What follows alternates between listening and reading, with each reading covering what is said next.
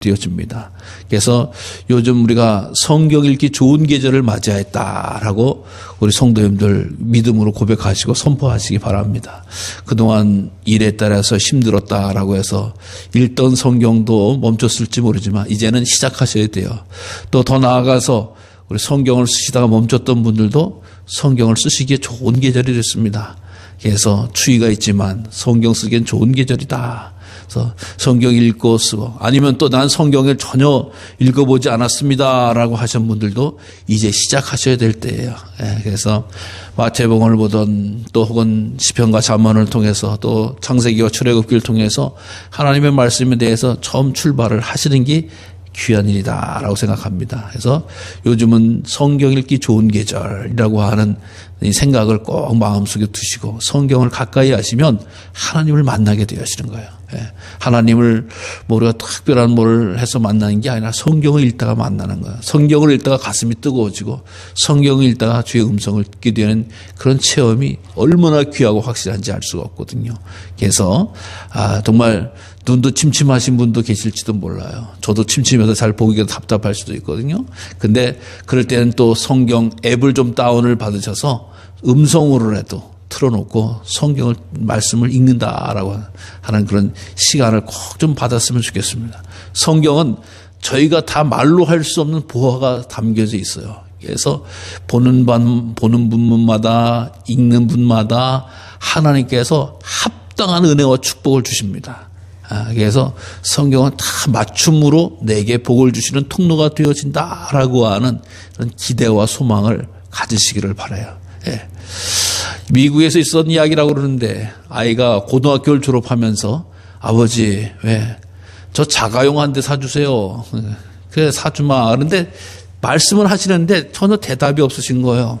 그런데 그 아이가 고등학교 졸업을 하고 대학을 갈 때 기숙사에 데려다 주는 거예요. 기숙사에 데려다 주면서 아버지가 성경을 건네주면서 이런 말씀, 빌립보서 4장 19절 말씀처럼 읽어라. 그리고 열심히 살아라. 라고 성경을 읽어라로 주고 갔습니다. 갔는데 4년이 지나서 졸업을 할 때가 되는 거예요. 졸업을 치르게 갔더니 아들이 아니 아버지 차 사준다는데 왜 여태껏 차 한 대 안 사주세요? 라고 이야기를 했다는 거예요. 이야기를 했더니 너 말씀 읽어봤냐? 아니요. 아빠가 뭐라 했니? 빌립보서 4장 19절 말씀 읽어봐라. 그러지 않았냐? 그게 무슨 말씀이냐? 나의 하나님이 그리스도 예수 안에서 영광 가운데 너의 모든 쓸 것을 채우시리라. 라고 할 말씀. 그런데 그 아이가 그래서 그래요? 그래서 성경책을 내서 빌립보서 4장 19절 말씀을 펴봤더니 거기에 자동차 한 대를 살 수 있는 수표가 끼어 있더라는 거예요. 그러니까 4년 동안 아버지가 성경 말씀 읽어라라고 성경책을 건네줬는데 읽지를 않은 거예요.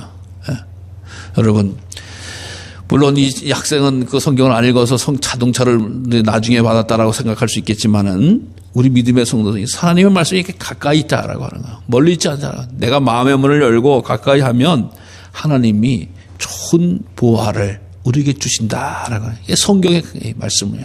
그래서 성경은 하나님이 영감을 주셔서 40여 명의 저자를 통해서 약 1200년 동안에 수없이 많은 사람들이 기록했던 그래서 오직 주인공은 예수님이시고 하나님의 말씀입니다라고 해서 신약과 구약의 말씀, 약속의 말씀, 그 약속을 이루는 말씀, 그 약속대로 되어지는 말씀을 우리에게 보여주고 있다라고 하는 거예요. 그래서 오늘도 우리들의 삶 가운데 성경을 가까이 하는 그런 시간과 믿음의 분량으로 충만하시기를 바랍니다. 자, 오늘 본문의 말씀은 스바냐에서의 말씀이에요. 스바냐라고 하는 분을 봤더니 어떤 분이냐? 바로 그가 히스기야의 현손이다. 히스기야의 한 4대손, 5대손. 그러니까 왕족이에요. 근데 그가 예언자예요, 예언자. 구약에서는 중요한 역할을 하는 사람들, 직위를 가진 사람을 세 사람이 등장을 하죠. 어떤 사람이요? 첫 번째는 왕입니다. 오늘날도 왕과 같은 사람이 중요한 역할을 하죠. 왕은 그 나라를 다스리기도 하고 보호하기도 하고 또 이렇게 나라를 운영하는, 굴러가게끔 하는 귀한 일을 하는 분이에요. 왕이라고 하는 분이 그래서 하나님이 내가 너희의 왕이 되고 싶다라고 하는, 왕이 해야 된다. 너희들 나를 왕으로 섬겨라라고 하는 것이. 근데 그 왕을 하나님으로 섬기지 않고 사람을 달라 그래가지고 사울왕, 다윗왕, 또 이렇게 솔로몬왕 이렇게 되어졌던 것이 이스라엘 역사잖아요. 왕이 중요하고 그 다음에 제사장의 역할이 중요하다. 제사장이라고 하는 건 뭐야? 인간의 짊어진 그런 죄와 삶의 무게를 자기가 짊어질 수가 없어요. 이 무거운 죄, 이 양심의 가책, 이 가슴 아픈 거 쓰린 거를 어떻게 해야 되느냐? 하나님 앞에 나가야 된다는 거예요. 하나님 앞에 죄를 고백해야 된다는 거예요. 근데 같이 붙잡고 가서 하나님 앞에 구하는 거. 이 죄인이 왔습니다. 죄를 용서해 주세요라고 해서 제사를 드리면 그 제물을 받으시고 용서해 줘요. 그래서 성전에 왔다가 나갈 때 기쁜 마음으로, 자유로운 마음으로, 가벼운 마음으로 돌아갈 수 있도록 해주시는 분이 바로 제사장이다라고 하는 거야. 그래서 너무나 중요한 그런 역할을 감당하시죠. 근데 세 번째로는 예언자 혹은 선지자라고 하는 분들이 계시잖아요. 선지자, 예언자는 주로 하나님의 말씀을 가르치는 거예요. 하나님이 세상이 잘 돌아가고, 즉 믿음의 성도들이 자녀를 잘 지키고 또 사역을 잘 감당하면 말씀을 별로 안 하세요. 우리 부모님들이 말 잘 듣는 자녀에게 꾸지람을 별로 안 하세요. 할 말이 없어요. 그래, 잘한다 이렇게 얘기하지. 근데 잘못하는 사람은 처음부터 끝까지 야, 이거는 뭘 해야 된다, 저거는 뭘 해야 된다. 부모님이 자꾸 말씀해. 왜? 사랑으로 가르쳐야 되니까 자꾸 말씀이 많아질 수밖에 없는 거죠. 그러니까 예언자라고 하는 선지자들이 등장할 때는 이 고쳐야 될 것이 많은 사람들, 시대와 또 종교인들, 왕에게 하시는 말씀인 거예요. 하나님이 말씀하여 가라사대 여호와의 신이 내게 임하여 하나님이 내게 말씀을 주셨으므로 말씀하시는 거 선포하는 거예요. 그러니까 예언자, 선지자들이 이 세상에 있는 죄인들을 향해서, 사람들을 향해서, 권력자들을 향해서 고쳐라, 회복하라, 버려라, 이런 이야기를 자꾸 해주시는 거예요. 그러니까 예언자, 선지자가 닫혀 있으면 구약시대에는 하나님의 말씀이 닫혀 있는 거예요. 그러니까 가장 좋으시고 가장 완전하신 하나님의 말씀을 받지 못한다라고 하는 것은 비극입니다. 예? 근데 말씀하시는. 근데 스가랴라고 하는 분이 말씀하신다. 예언자를 대했다라고. 그러니까 스가랴는 왕족이었어요. 왕족임에도 불구하고 예언자가 되어졌다라고 하는 거야. 예언자가 되어서 하나님의 말씀을 선포하는 거야. 하나님의 말씀을 가르쳐주는 거야. 여러분, 물론 목동이 하는 얘기도 중요하고, 또 어떤 양치기도 하는 얘기도 중요하고, 여러 가지 직책에 있는 사람이 하는 것도 중요합니다만, 이 왕족이 하는 얘기가 있으면 사회적으로 신뢰가 더 얻는 거 아니겠어요? 우리가 똑같은 것을 발표하더라도, 예를 들어서 면장님이 발표하는 거하고, 군수님이 발표하는 거하고, 대통령님이 발표하고, 다 급이 다른 얘기들 하잖아요. 그러니까 왕족이 발표하는 얘기가 정말 귀한 일들을, 중요한 이야기를 하고 사람들이 신뢰감을 더 가지게 되시는 거예요. 그런데 이 스가랴라고 하는 분이 무엇을 말씀하시느냐라고 하는 것은 너희들 잘못했다는 거예요. 잘못됐다는 거예요. 뭐가 잘못됐냐? 생활이, 신앙이 잘못됐다는 거예요. 여러분, 스가랴라고 하는 분은 예레미야와 비슷한 시대에 활동하셨던 분이에요. 남쪽의 유다의 예언자입니다.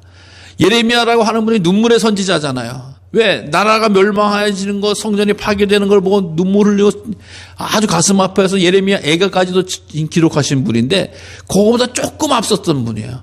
그러니까 그 시대 때가 이미 북이스라엘이 아시리아에 의해서 멸망을 당하고 남은 그 남유다가 겨우 아시리아에 의해서 야시리아와 좋은 관계를 살려달라는 그런 관계를 정말 힘들게 버텨가고, 또 뿐만 아니라 바벨론이라고 하는 나라가 아시리아를 멸망시키고 나서 할 때에 또 이렇게 힘들어지는 거, 나라가 힘들어지는 그런 때였어요. 국제적으로 힘들어지는 때였어요. 예? 이렇게 힘들어지니까 이 작은 나라에서 너무 힘든데, 알고 봤더니 밖에 힘든 것도 있어요. 밖에가. 여러분, 만약에 우리나라 이 주변에서 미국과 혹은 중국이 또 흡소련과 일본과 중국이 막 이렇게 서로 하면서 갈등하면 우리나라 힘들어지잖아요. 특히 우리나라 미국과 중국 사이에 끼어가지고 미국과 중국이 우리나라 땅을 놓고 서로 삐걱삐걱 하면은 왜 그걸 거기다 설치했냐 마냐 하면서 서로 힘들어지는 경우는 충분히 볼 수 있는 거 아니겠어요? 물론 그것도 힘든 일이에요. 참 힘든 일이에요. 근데 알고 봤더니 이 세상을 돌이켜 봤더니 아내가 더 썩은 거야. 더 망가진 거였어요. 어떤 거?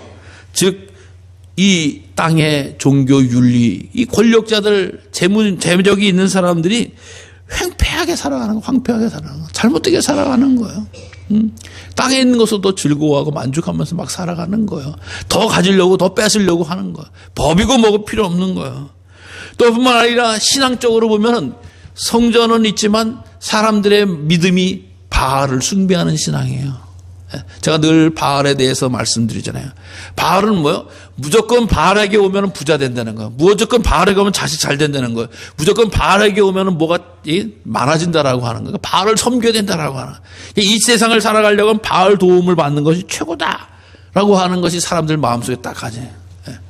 여러분, 우리 하나님이 복을 안 주십니까? 물론 주시잖아요. 그러나 아까도 말씀드린 예언자들을 통해서 잘못된 것에 대해서는 끊임없이 책망하시고 징계하시고 선포하시는 분이에요.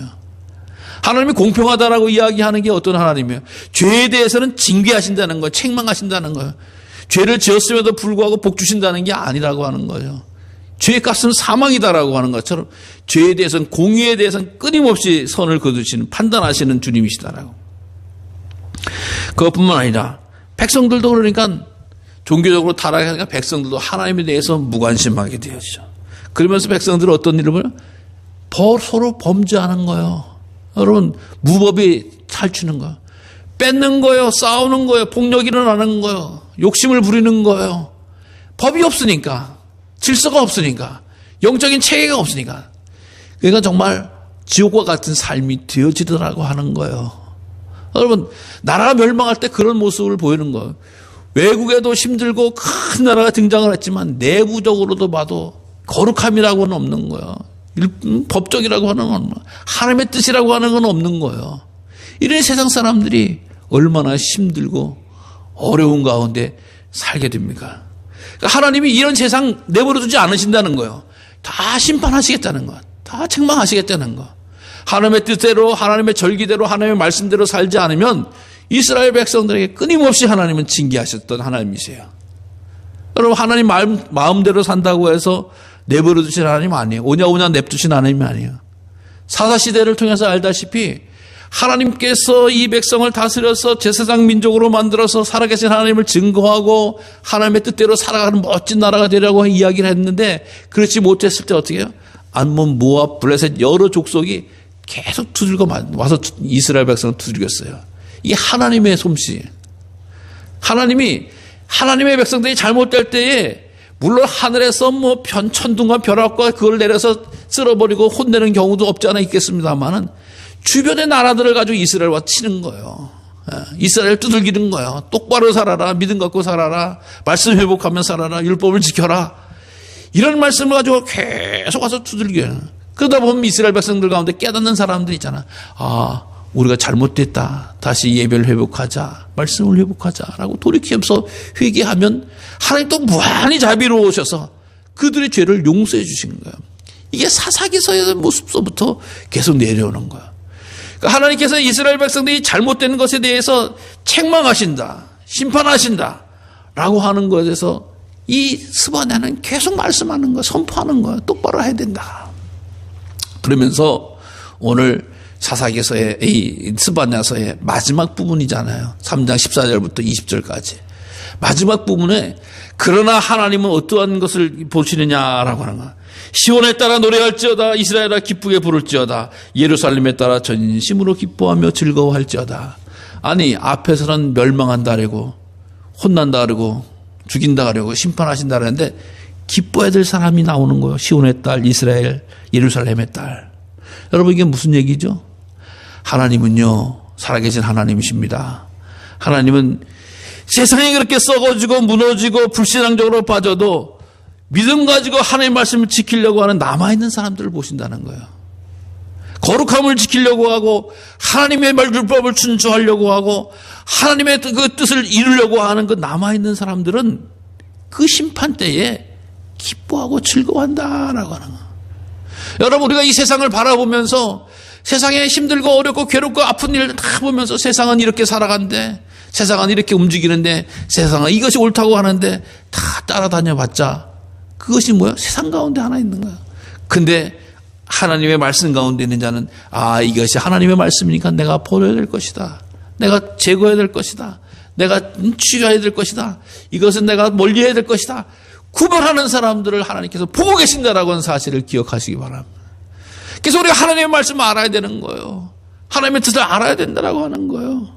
하나님은 이 세상에 모두 다 외국도 그렇고 국내도 그렇고 다 모두 다 썩어지고 불의하고 죄악 가운데 있고 우상 숭배하는 가운데 있는 줄 알았더니 그것이 아니라 마지막 때까지 믿음을 지키는 사람들을 보면서 그들은 기뻐하고 즐거워하라. 심판할수록 그러면서 무슨 이야기해? 그 남아있는 자들에게는 내 형벌을 제거하였고 내 원수를 쫓아냈으며 이스라엘 왕 여호와가 내 가운데 계시니 너희가 다시는 화를 당할까 두려워하지 아니할지라. 하나님이 역사하신다라고 하는 거예요. 하나님이 그 사람들에게 죄를 제거했다라고 하는 거예요. 내 형벌을 제거했다라고 하는 거예요. 즉 믿음을 지키고 하나님의 말씀을 따르는 자들에게는 형벌이 임하여지지 않는 거잖아요. 우리가 주님 오심을 왜 기다립니까? 주님 오시고 심판할 때 왜 기다리는 거예요? 그 심판 때 우리는 심판대 앞에 서지 않는다라고 하는, 예수 그리스도의 보혈이 우리 죄를 씻는다라고 하는 거야. 우리의 형벌이 남아있는 것이 아니라고 하는 거. 우리는 다 주 안에서 용서받았다라고 하는 거야. 그리고 나서 우리가 이제는 더 이상 더 어떤 억압과 아픔과 괴로움이 나를 힘들게 할까라고 하는 이 두려워하는 것마저 없어진다라고 하는 거. 믿음의 사람들에게. 여러분, 이 어마어마한 귀한 축복과 놀라운 은총이 우리와 함께 한 줄로 믿으시기 바랍니다. 그 이유가 뭐냐? 여호와가 바로 내 안에 계신다. 너희 안에 계신다. 여호와가 너희 안에 계신다. 여러분, 신앙생활을 잘 하시는 분들의 특징이 뭐죠? 하나님이 나와 함께 하심을 고백합니다. 예. 하나님이 멀리 있으신지 가까이 있으신지 이거 하나님이 나와 함께 하신다. 하나님이 나와 함께 하신다. 하나님이 임마누엘 하신다. 하나님 나의 하나님이시다. 라고 고백하고 확신하는 분이 신앙생활을 하는 거예요. 예. 하나님 나와 함께 하시고 내 안에 계시니까 두려워하지 않는다. 예. 두려워하지 않는다. 염려하지 않는다. 걱정하지 않는다. 예. 세상은 두려울 수 있고 세상을 바라보면 염려할 수밖에 없고 세상을 의지하면 무너질 것밖에 근심할 것까지밖에 없어. 근데 내 안에 계신 주님과 함께할 땐 염려와 두려움과 근심이 떠나간다라고 하는 거예요. 떠나간다. 그러니까 임마누엘의 신앙이 가장 좋은 것이다라고 하는 거예요. 임마누엘의 신앙이 가장. 하나님 나와 함께 계시니 감사합니다. 그래서 믿음의 성도들의 역사는 하나님 임마누엘 신앙, 하나님 나와 함께 하심을 기억하네. 그러면서 이렇게 이야기해요. 이 두려워하지 말고 내 손을 늘어뜨리지 말라라고 해요. 두려워하지 말고 내 손을 늘어뜨리지 말라. 손을 늘어뜨리지 말라라고 하는 것은 우리가 이렇게 이해를 하시면 돼요. 일이 곤란한 일이 있어. 골치 아픈 일이 있어. 근데 콩을 골라야 돼. 겨울에 콩을 골라야 돼.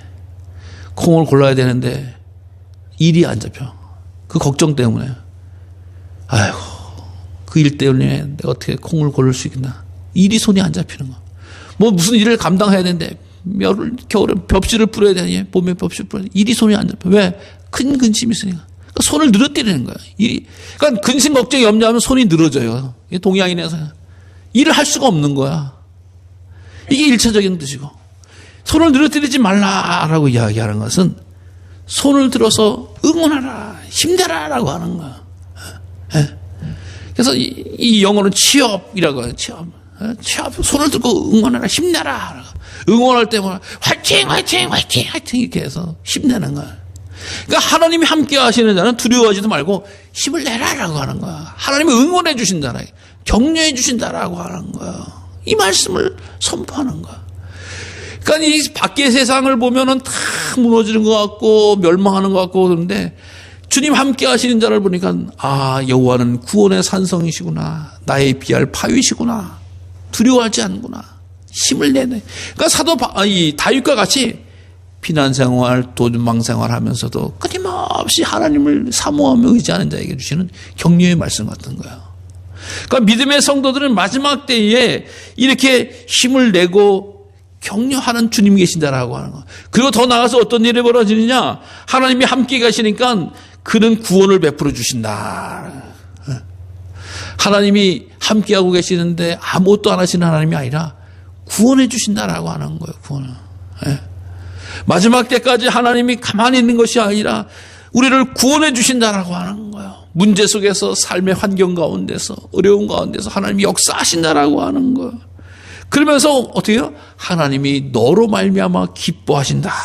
즐거이 부른다. 기쁨을 이기지 못하신다. 여러분, 우리 하나님이 우리를 생생히 바라보고 계시는 주님이세요. 하나님도 아시잖아요. 이 세상 가운데 다 타락했어. 권력을 가져도 그래. 신앙생활도 제대로 못해. 부정부패에 썩어져 있어. 정말 그래서 하나님이 그 나라를 쳐서 멸망을 시켜야 될 상황까지 됐어. 근데 그 가운데 말씀을 기억하는 자가 있는 거야. 말씀을 지키는 자가 있는 거야. 말씀에 순종하는 자가 있는 거야. 하나님을 모시고자 그 뜻을 중심 있는 자가 있는 거야. 그러니까 하나님이 마음적으로 보면 다 나라를 멸망시키고 싶어야 되는데도 불구하고 그 가운데 어쩌면 믿음과 진리와 생명과 말씀을 지켜서 살아가고 있는 그런 자녀를 보니까 하나님이 어떠니? 기쁘시다는 거야. 너무 기쁘다라고 하는 거야. 너는 어떻게 세상에 무너지지 아니하고 좌절하지 아니하고 절망하지 아니하고 세상 바람에 흔들리지 아니하고 그 믿음을 지키고 있구나. 하나님이 그것을 보시고 기뻐하신다라고 하는 거야. 여러분, 오늘날 많은 사람들이 이 어려운 환경 가운데서 좌절과 절망을 경험하고 있지 않습니까? 두려워하고 염려하고 있잖아요. 심지어 목숨을 해야 하는 경우도 얼마나 많이 있어요. 근데 그 가운데서도 하나님을 찾고 부르짖고 의지하고 사모하고 따라가는 우리들에게 하나님은 기쁨으로 반응하시는 줄로 믿으시길 바랍니다. 내가 바로 여호와의 기쁨이다. 내가 바로 하나님의 기쁨이 됐다라고 하는 이 사실을 우리는 반드시 기억해야 될 줄로 믿으시기를 바랍니다. 네. 하나님 우리를 기대하고 계신 거예요. 소망을 주고 계신 거예요. 그리고 마지막 때에 어떻게 되어지느냐라고 하는 것을 보면 온 세상이 멸망될지라도 너희에게 천하 만민 가운데서 명성과 칭찬을 얻게 하리라. 명성과 칭찬. 믿음 생활을 잘했더니 하나님 마지막 때에 명성과 칭찬을 하게 돼요. 여러분, 성경은 분명히 약속해 주시죠. 주님 오시는 때 마지막 때에 면류관을 주겠노라고 말씀해 주고 있어요. 내가 그 면류관을 향해서 달려가겠노라고 말씀해 주고 있어요. 면류관 아무에게나 준다는 건 아니잖아요. 예? 여러분, 올림픽 금메달 면류관, 그 면류관 아무에게나 주면 그게 면류관입니까? 아니라고 하는 거. 정말 자기의 삶을 모든 걸 들여서 몸이 부서지라 시간과 열정과 모든 걸 들여서 한 사람에게 얻게 되어지는 것이 면류관의 축복이라고 하는 거.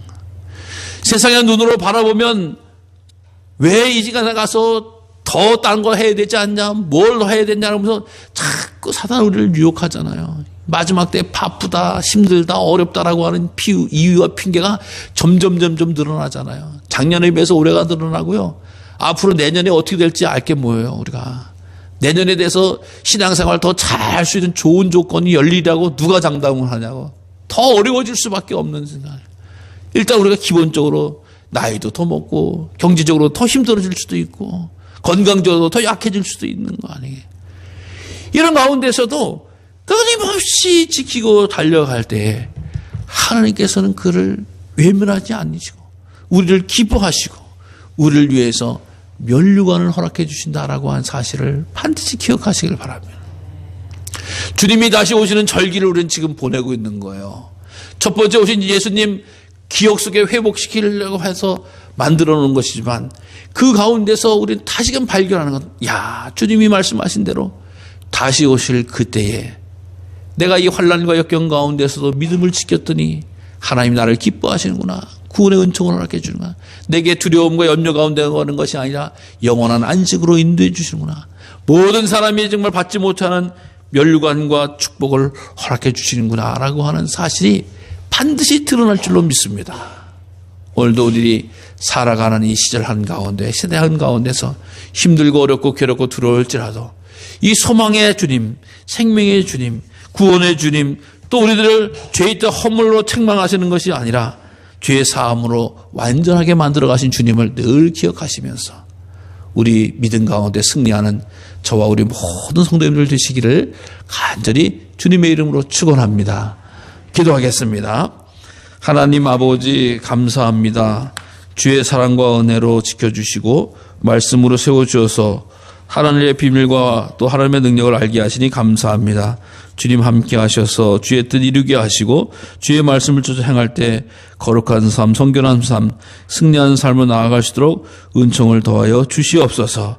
예수 그리스도의 이름으로 감사하며 기도드리옵나이다.